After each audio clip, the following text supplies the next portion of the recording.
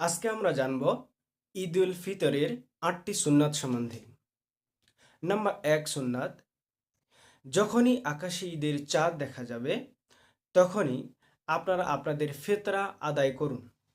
Number ২, আপনারা যখনই দেখবেন আকাশে ঈদের চাঁদ অথবা এই পুরো রমজান মাসে আপনারা বলতে পারেন তাকবীর তাকবীরের সাথে আল্লাহু আকবার, লা ইলাহা ইল্লাল্লাহু, আল্লাহু আকবার, ওয়ালিল্লাহিল হামদ।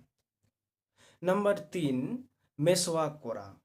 নাম্বার ৪, গোসল করা বা নিজেকে উত্তম করা। নাম্বার ৫, সুগন্ধি যুক্ত আতর ব্যবহার করা অথবা সুগন্ধি ব্যবহার করা।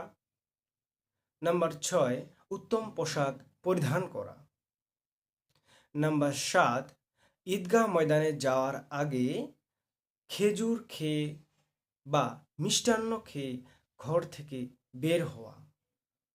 নাম্বার ৮, যে রাস্তা দিয়ে ঈদগাহ ময়দানে যাচ্ছেন সেই রাস্তায় না ফিরে অন্য একটি রাস্তায় ঘুরে ফেরা। আশা করি আপনাদের ভালো লাগবে। আসসালামু আলাইকুম।